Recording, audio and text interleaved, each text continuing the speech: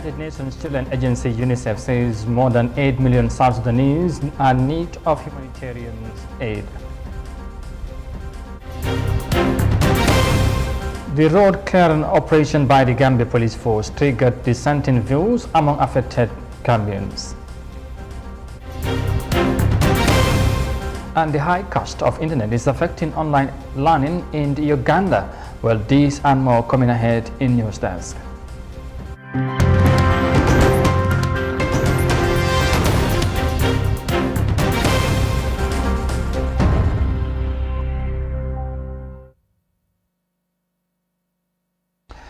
Many thanks for joining us. This is iAfrica TV. I am Amadou Kante, and now the news in detail. Now, more than 8 million people in South Sudan are in need of a humanitarian support, many of whom were displaced during the long-standing civil war in the country, according to the United Nations Children Agency. Despite the peace deal signed in 2018, South Sudan continues to face major challenges in providing basic needs for people, especially during the rainy season. Here is more details of that in this report. Rose Ngero is a 20-year-old mother of 3. Her family is displaced due to intercommunal conflict. The family now depends on food aid and eats only 1 meal a day. Rose's young child is malnourished and sick. My child is sick. She's vomiting. She has diarrhea. The doctor told me that the child must have eaten something dirty. I think the problem is from water. We have food given by aid agencies, but there is no clean water. UNICEF says 8.3 million people in South Sudan need humanitarian aid. Years of civil war displaced farmers and aid. From 2018, relative peace returned to the country, but relentless rains led to flooding in the past 2 years, washing away crops and livestock. Now it is rainy season in South Sudan, and most of the northern parts of the country are again flooding. UNICEF says more than 300,000 children are expected to suffer from severe malnourishment and could die if treatment is not provided. South Sudan's government says it is aware of the acute food shortages and that it is working to address the challenges children are facing. Breastfeeding rates since the independence, it is not enough, because 3 out of 10 children today are still being denied of their right of breastfeeding and the start of life. But right now, for women like Rose Ngero, their only hope is to rely on support from aid agencies. And from the report in South Sudan, there we come back home. People affected by the operation clearing the highways have vented their concerns over the prompt enforcement from police and the road authority. The operation, which started on July 26th, intends to get rid of all obstacles to road safety as well as the free flow of traffic within the Greater Banjul area and the West Coast region. Fatma Kasim has more details of that in this report. The Gambia Police, together with National Road Authority, began the clearing of roads and footpaths in Birkama, where the relocation of canteens and shops was done to reduce traffic congestion in the area. Occupants of the roadside had been notified by the police to voluntarily vacate or take the risk of legal actions from enforcement authorities. As the operation reached the coastal highway in Yundum, several people and businesses expressed concern over what they call a prompt operation to relocate them. One Lamin Seka described the operation as one without prior notification. Because of this came to us by surprise. We should have been notified prior to this operation. I was called to come to the workshop, and upon arrival, I met the police here, and they asked me to put all the machines in. I told them that this is the first time that you are coming here. At least you should have given us a notice so that we would have looked for a solution. But coming to us just like this is really going to disturb us a lot, because the machines we use for work can't be used indoors. We all want development to take place because it will benefit. Us all, but we want it to be done in the right way. We are appealing to the government to notify the rest of the people that they are yet to go to. Baba Sala, a dealer in construction materials, appealed to the enforcement authority to give additional time for businesses like his to relocate in peace. Say one thing, they were on advice you join application form We were expecting a notice from them telling us to remove our things off the road. We were expecting a notice from them telling us to remove our things off the road. That notice would have made us prepare ourselves and also find a solution to where we'll put our things. But coming to us suddenly and asking people to remove their materials off the roadside, plus our bricks and cements, that comes with a challenge. I am appealing to all the institutions concerned for them to give us time to see how best we could find a storage facility for our construction materials, since we didn't receive any notice from them. Regarding their claims on notification, Bakari Mane from the National Road Authority said enough time and warning had been given before the road clearing operation. We did that. We gave enough press releases that were on both print and electronic media. And prior to the expiration of that, that's when we start acting. And if you can even say the first day that we started, we were not imposing the laws on the people. We went round, like we started in Brikama, we went round telling people they should not be sitting here. And let them be warned to go voluntarily away from the roads that they were doing their business. The following day, when we understand that some of them thought it's a normal business like it used to be, they all say this is a normal saying. They will start the boat, it will never go. And we are telling them now, this is here to stay, it's here forever, it's going to stay. When we say leave the road, we mean it. It's a business from henceforth. Traffic congestion in urban Gambia is becoming a growing nightmare to commuters on their way to and from work on a daily basis. The worsening traffic situation is more noticeable during rush hour, mainly due to a number of obstructions on both sides of the roads. Reporting for iAfrica News, I am Fatmata Kasim. Fatmata Kasim reporting there are some affected people react on the ongoing police operation to clear the roads. Now, due to the outbreak of the COVID-19 pandemic, many countries around the world, including Uganda, migrated to online education in order to minimize the loss in school hours. Schools in these African countries have, however, faced with major challenge of high data expenses to access the internet. Some experts believe that the increasing cost of internet will also affect the country's economy. Let's have more details of that in this report.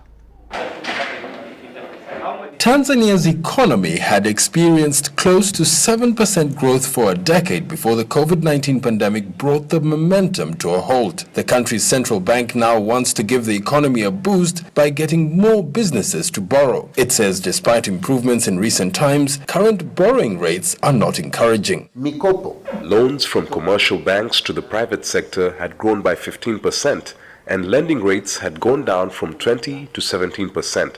But that is still a very high rate. The central bank plans to guarantee loans to the private sector so that they are issued at a more affordable interest rate. This economist says achieving this will not be easy. If you have an economy whereby top 4 banks, all of them, they have got the very same structure, lending to employees instead of lending to SMEs and businesses, it takes a lot of time, and it will take a very long time for the private sector to flourish, because there's no private sector that can flourish in an environment such as this one, because you'll be guaranteed that whenever you ask for a loan, your loan will be declined. Tanzania's economy dropped to 2% growth last year on the back of the COVID-19 pandemic, but performed well compared to the rest of Africa. Avoiding lockdowns and increased revenue from the mining sector helped the country survive the worst effects of the pandemic. According to the World Bank, the COVID-19 pandemic has contributed to the deterioration of business sales and incomes in Tanzania. As a result, the number of Tanzanians living in poverty is estimated to have increased by 600,000 last year. The central bank says its push for affordable loans is specifically targeting the agricultural sector, which employs at least 65% of the population. The bank hopes the move will have far-reaching effects. Now is not the time that we're going to sell a luxury good like tourism. So the only good that we can sell right now is necessities. Necessities are food. Food, we obtain them from agribusiness, fishing, and farming, like, livestock keeping.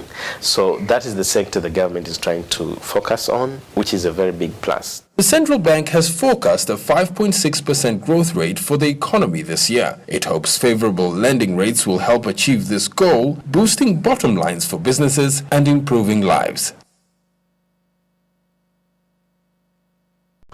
An apology there. We will come back to the Uganda story later on, but that was a report from Tanzania as the central bank support the private sector, of course, to resuscitate the country's economy due to the COVID-19 pandemic. But for now, we'll take a break and come back shortly with the remainder of the story. Stay with us, we'll be right back. The locations, the design, the materials used, all the way down to the latest details are few of many things that we focused on when we envisioned the airport residency.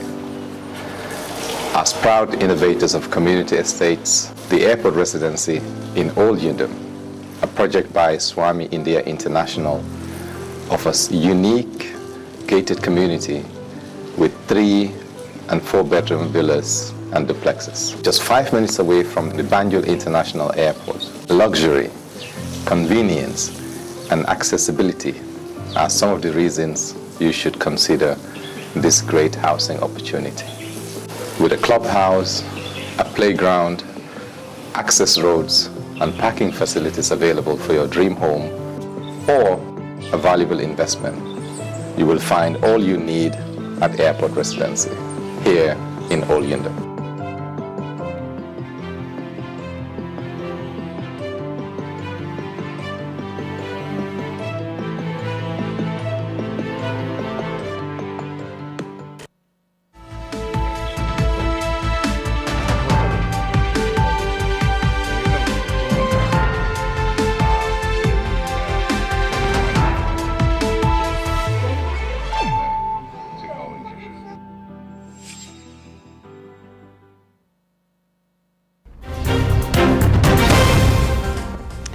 Welcome back, and this is Africa TV, and once again many thanks for joining us. Now to the rest of the stories. The final hope for the diaspora to take part in the election of president come December has been started following the dismissal of the case on the matter by the Banjul High Court. The civil suit by the 5 concerned Gambians sought the enforcement of diaspora voting by the end of the year when the extended term of the 2016 coalition comes to an end. Members of the public are still, of course, longing for a day when the living abroad wouldn't make any difference in the right to vote. Mariama Cham tells us more details of that in this report. The debate over the diaspora voting has created a lot of friction among Gambians abroad, the government of the Gambia and the Independent Electoral Commission IEC. The application before the High Court against the Attorney General and the IEC to enforce the Supreme Court judgment in favor of diaspora voting. The court had ruled that Gambians in the diaspora are entitled to register and vote in any public election and referenda. Government, however, argued that there was no funding for the diaspora to vote as it was not catered for in the 2021 national budget. Despite the legal setbacks, many are of the view that the electoral body still has time and chances to facilitate the registration of the diaspora for their participation in the next presidential election. One of them is Yaya Kamara, who described the disenfranchisement of the diaspora as a serious downgrading in the country's electoral process. 250,000 Gambians not voting is a big distraction, and everyone knows they will not take it lightly. 2 hours ago, I heard on the news one of the MPs in the Jata complaining that the MPs should take back the money that is given to the IEC for the election. These people should be allowed to vote as proud citizens of the country. We have the Senegalese here, and they vote during their election. So why can't Gambians outside do the same thing? They should be allowed to vote for who they want. Government, in the voice of one Bakary Mane, should have taken serious measurements to provide the required funding for the diaspora voting, arguing that Gambians outside have the same rights as those living in the country. The Gambians in the diaspora have all rights to vote, just like other Gambians here. The benefit brought about by the diaspora surpasses that of those living in the country. If some of us living here are voting, then Gambians in the diaspora have the same right to vote. Over 100,000 Gambians live in the diaspora, and if they are not allowed to vote, it means their rights have been seized as Gambians. The government should take a step and pull out money to sponsor diaspora voting. The issue of not allowing diaspora to vote is because of the government and the IEC and also the parliamentarians who voted down the new constitution. Yaya Traore challenged the Independent Electoral Commission to fulfill the promise to include the diaspora in the voting.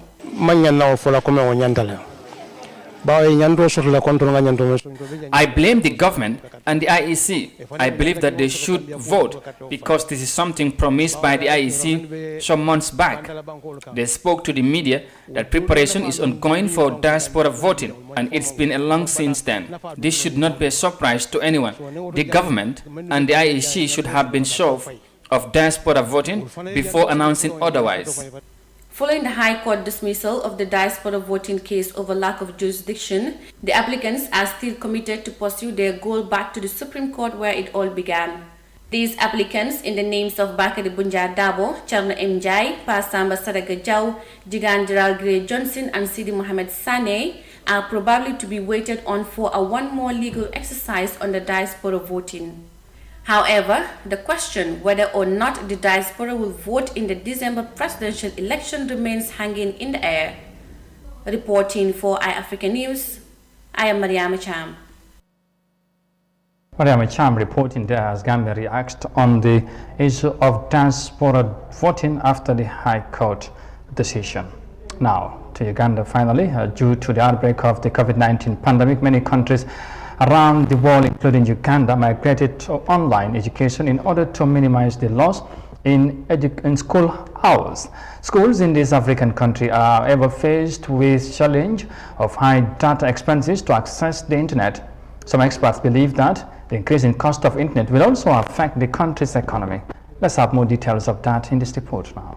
And then it says, in the West. Janet Omita, like teachers all over the world, has been forced to take up online teaching during the pandemic.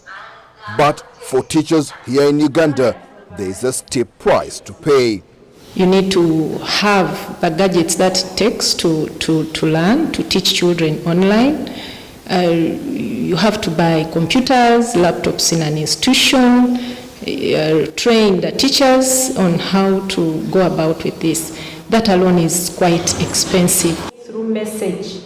And it just got more costly. A 12% government increase on internet data this financial year is already having an impact on schools. Our budget has actually gone high, but this is an initiative that we started. It's something, especially after the lockdown. After this lockdown, we have no opportunity that kids can learn.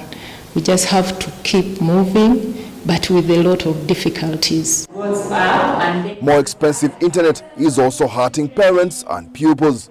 This elementary school runs about 18 online lessons a day. The teachers say not all the pupils that enrolled for the lessons attend all the time. Kasim Khalifa is one of the lucky few to be studying online. His mother says it is taking a huge chunk out of her finances as she now has to pay more for data bundles. I have 3 kids. They all have to be on online lessons. I find you have to sacrifice only one. I show them now senior 1 is also there. Senior 2 is there. It's something painful for really. With over 12 million internet users in the country Experts warn that rising internet costs will not only affect the educational sector, but the economy as well. The data tax doesn't make sense. Government needs money, yes, but there are a lot of avenues through which you can expand the tax base. There is uncertainty over how soon schools will reopen. That means online learning will likely continue. And while that could keep teachers like Ometa busier, parents like Mariam still have to worry about how much more they have to part for data. The high cost of internet affecting online, of course, education or learning in Uganda, and from the report there in Kampala, we finally bring this news edition to an end. But for more details on this and other stories, as always, as ever, you can log on our website on africa.tv. But for now, many thanks for the pleasure of your company. Thanks for watching, stay safe, and bye for now.